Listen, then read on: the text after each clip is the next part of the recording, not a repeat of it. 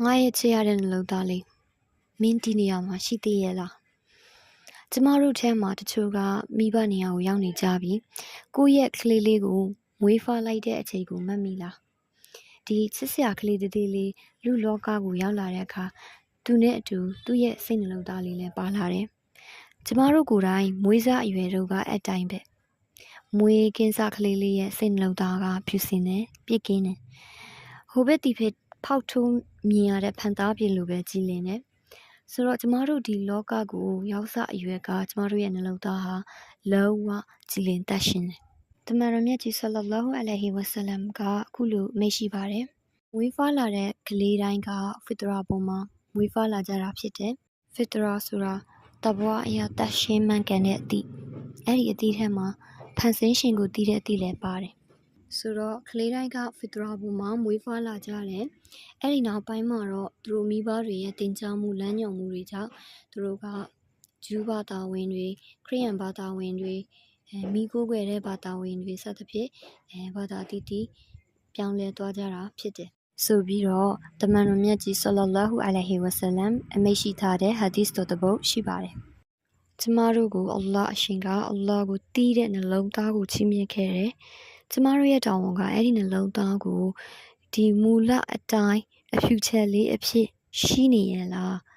ပြောင်းလဲသွားတာလားဆိုတာကိုအမြင်ဆန်းစစ်နေရမယ်အကယ်၍အကြောင်းကြောင့်ပြောင်းလဲသွားခဲ့တယ်ဆိုရင်လည်းမူလအခြေအနေပြန်ရအောင်လုပ်ဖို့ကအရေးကြီးတယ်ကျမတို့ရဲ့ပန်းတိုင်တစ်ခုအဖြစ်ရှိနေရမယ်ကျမတို့ရဲ့စိတ်နှလုံးသားတွေကဘာကြောင့်အပြောင်းအလဲဖြစ်သွားလဲ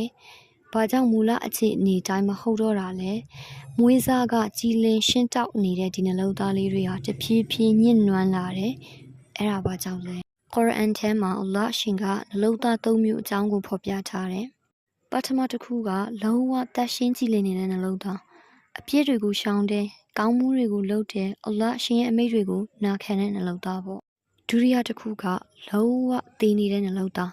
ဒီနှလုံးသားကတော့ဒီဒုနီယာလောကနောက်ကိုပဲလိုက်ပြီးတော့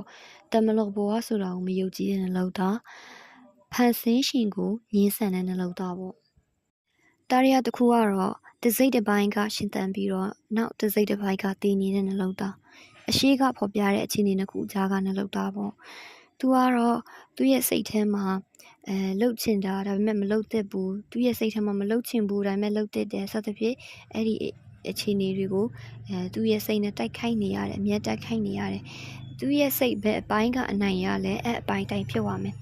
ကောင်းမွန်တဲ့ဘက်ကအနိုင်ရရင်နှလုံးသားကပုံမကောင်းမွန်လာမယ်မကောင်းတဲ့ဘက်ကစစ်တိုက်အနိုင်ရနေရင်နှလုံးသားဟာတဖြည်းဖြည်းပုံညှဉ်းနွမ်းလာရင်လည်းနောက်ဆုံးမှာလှုပ်ဝတည်သွားလိမ့်မယ်ကျမတို့နှလုံးသားတွေဟာမွေးစားအရွယ်ကလေးကအတိုင်းမဟုတ်တော့ပဲတဖြည်းဖြည်းပြောင်းလဲလာတယ်အဲ့ဒါဘာကြောင့်လဲဆိုရင်ကျမတို့ကြုံတွေ့ခဲ့ရတဲ့အရာတွေနဲ့ပတ်ဝန်းကျင်ရဲ့လွမ်းမိုးမှုတွေကြောင့်ပါ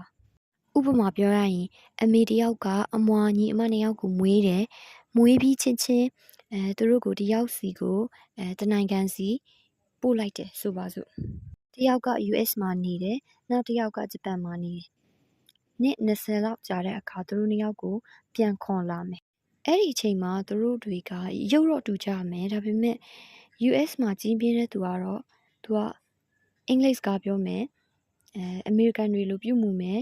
အစားတောက်လည်းအမေရိကန်တွေလိုစားတောက်မယ်နောက်ပြီးတော့အပြုမူအနေထိုင်အကုန်လုံးအခြားရာတွေအကုန်လုံးအမေရိကန်တယောက်လိုဖြစ်နေမယ်အဲ့အတိုင်းပဲ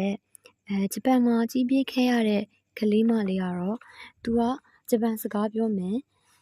အယုတ်ကတော့သူ့ညီမနဲ့တူတူပဲဒါပေမဲ့သူကစကားမတူတော့ဘူးအစားတောက်မတူတော့ဘူးအပြုမူမတူတော့ဘူးဂျပန်တယောက်လိုဖြစ်နေမယ်အဲ့ဒီဥပမာကနေပြီးတော့ကျမတို့ဘာသိရလဲဆိုရင်ကျမတို့အပေါ်ကိုကျမတို့ရဲ့ပတ်ဝန်းကျင်ကတည်ရောက်မှုရှိတယ်ဆိုတာပဲဒီပတ်ဝန်းကျင်ကကျမတို့ရဲ့ကြည်လင်နေတဲ့နှလုံးသားကိုတည်ရောက်မှုရှိစေတယ်နှလုံးသားကိုအစိတ်အတောက်ဖြစ်စေတဲ့အရာတွေနဲ့တွေးကြုံစေရင်အဲ့ဒီနှလုံးသားကလည်းပြောင်းလဲသွားနိုင်တယ်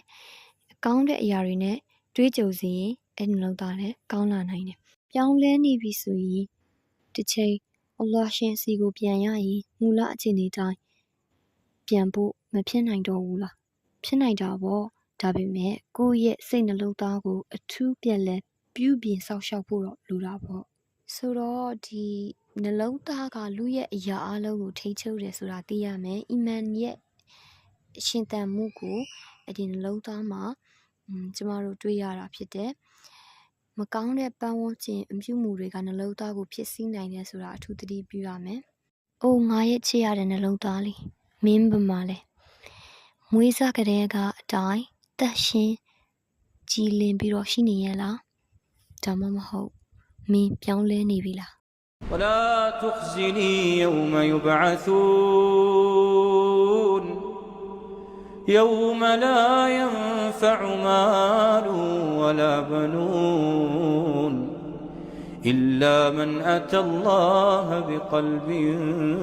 سليم